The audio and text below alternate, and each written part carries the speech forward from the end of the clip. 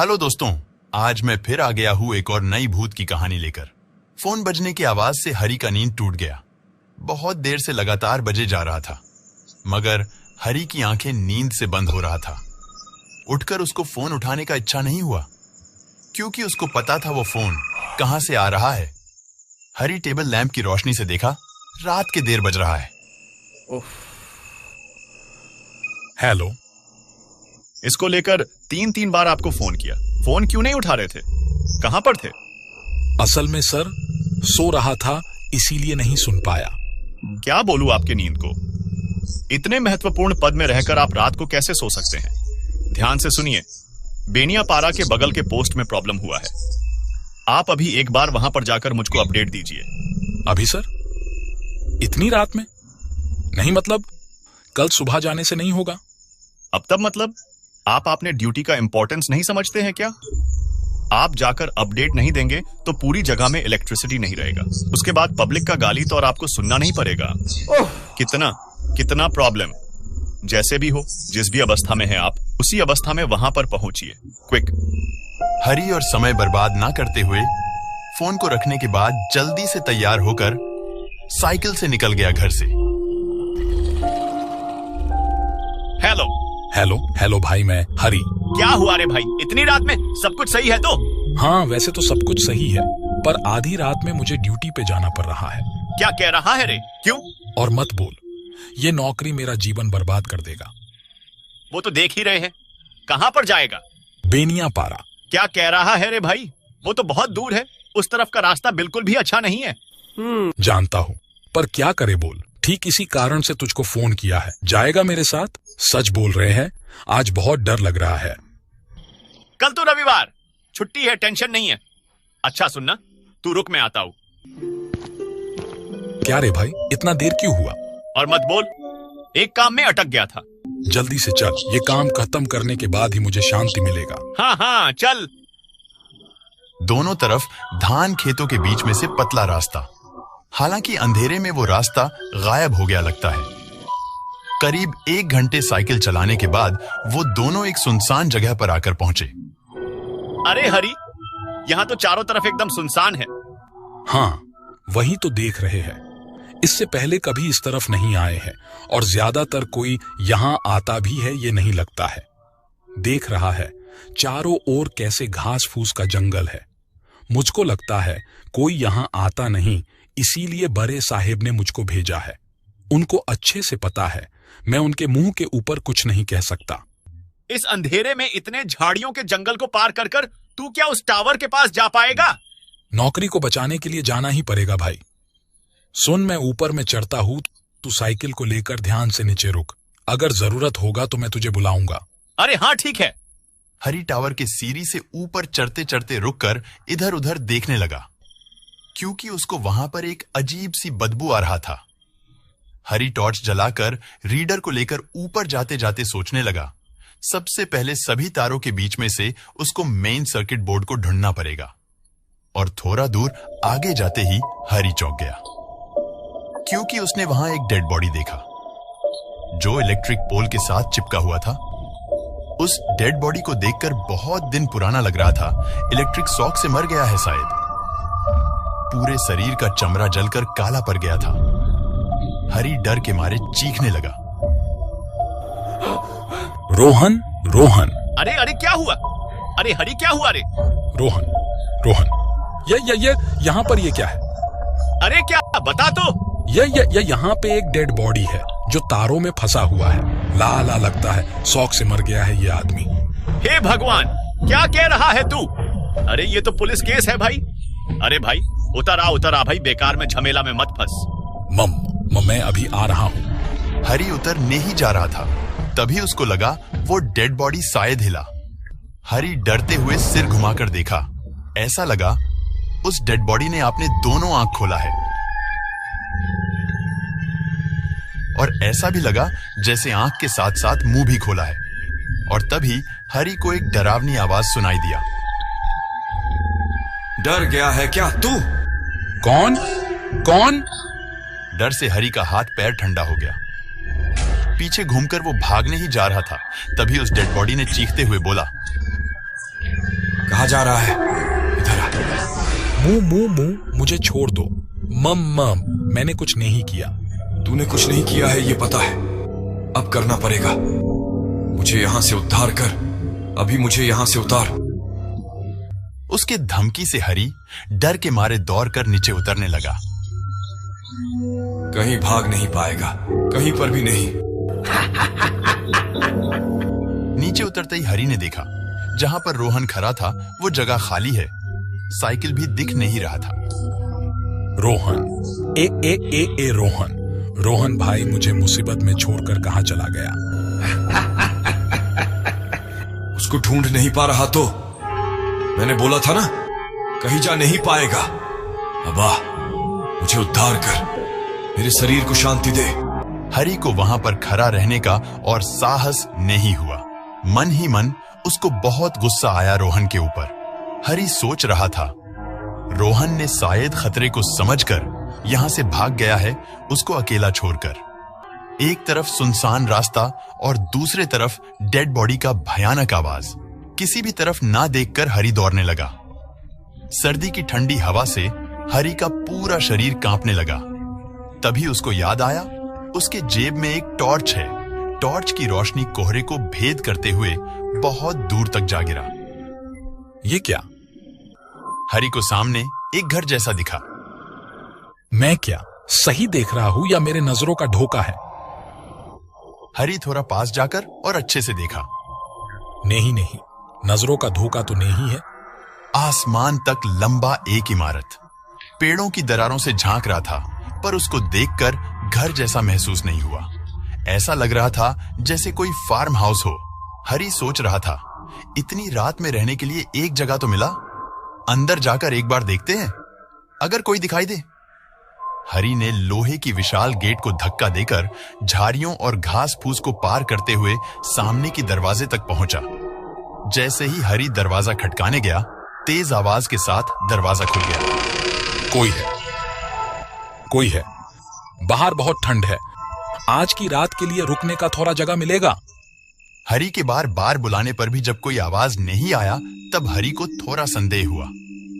हरी ने टॉर्च की रोशनी से अंदर देखा। अंदर चारों तरफ पुराने सामान से भरा हुआ है। वो सब देखकर हरी को लग रहा था शायद यहाँ पर कोई नहीं रहता है। तभी उसके पीछे से पैरों की आवाज आते हुए सुनकर वो चौंक गया। हरी ने घूमकर देखा, एक बुजुर्ग आदमी। रास्ता भूल गए हो लगता है। हाँ, नहीं मतलब हाँ। असल में बेनिया पारा में टावर के काम से आए थे। वापस जाते हुए देखा साइकिल के साथ दोस्त भी गायब है। घर यहाँ से बहुत दूर है, इसीलिए घर नहीं जा सका और इधर उधर घूमते घूमते यहाँ पर आ गया। तुम तो थके हुए और भूखे भी लग रहे हो, मेरे साथ आओ। हरी को मन ही मन शांति मिला। कुछ देर पहले ही वो सरी गली डेड बॉडी ने मुझे लगभग खत्म ही कर डाला था। अब जो भी हो, इतनी रात में एक सिर छुपाने का जगह तो मिला। रात में और ठंड में घूमकर मरना नहीं पड़ेगा। अरे इस तरफ से अंदर आओ, मैं अभी कुछ गर्म खाने का इंतजाम करता हूँ। बहुत शुक्रिया आपको, मैं रात को खाकर ही निकला हूँ, तो ये सब के बारे में आपको सोचने का कोई जरूरत नहीं है। सिर्फ अगर रात को रुकने का जगह मिल जाए। अरे ये ऐसे थोड़ी चलेगा, तो फिर गर्म दूध का इंतजाम करते हैं। इस सर्दी में तुम्हारे शरीर को थोड़ा गर्म करेगा, देखना अच्छा लगेगा। हरी उस आदमी के पीछे पीछे एक कमरे में आ गया। थोड़ा बैठो, मैं अभी दूध लेकर आता हूं। उस आदमी के जाने के बाद हरी आराम से सोफे पर जाकर बैठ गया। उस नरम सोफे पर बैठकर हरी का सारा थकान जैसे उतर ही गया। हरी सोफे पर बैठकर उस रूम के चारों तरफ देखते देखते एक बात सोचकर हैरान हो रहा था। आजकल कौन इस सर्दी के रात में इतने आदर से घर में लेकर बैठाता है? अगर दूसरा कोई होता तो चोर समझकर कुछ कर ही देता। अचानक से हरी की आंखें खिड़की के नजदीक रखा हुआ एक बक्से के ऊपर गया। अंदाजे से लग रहा था वो बक्सा 6 से 6.5 फुट लंबा होगा। एक इंसान को आराम से इसके अंदर डाला जा सकता है। हरी नजदीक जाकर देखा, वो बक्सा लकड़ी का बना हुआ है। बक्से पर धातु के तार से सुंदर एक डिजाइन बना हुआ था, और अच्छे से देखने के बाद हरी को यह समझ आया वो डिजाइन सोने से बना हुआ है। वो चमकता हुआ वस्तु सोना ही है और साथ में रंग बिरंगे चमकीले पत्थर भी लगा हुआ था। Hey, who the hell are you? इस बक्से को छूने का तेरा हिम्मत कैसे हुआ, ब्लडी स्काउंड्रल? हरी ने किसी भी तरह खुद को संभालकर पीछे मुड़कर देखा। एक आधी उम्र का आदमी खड़ा है। वो आदमी गुस्से से हरी की ओर देख रहा था। उस आदमी के मुंह से शराब की गंध आ रहा था। उसके हाथ में एक शराब से भरा हुआ गिलास भी था। असल में इतना सुंदर बक्सा, इसीलिए गलती हो गया, मुझे माफ कर दीजिए। वो सब माफी मांगने की कोई जरूरत नहीं है।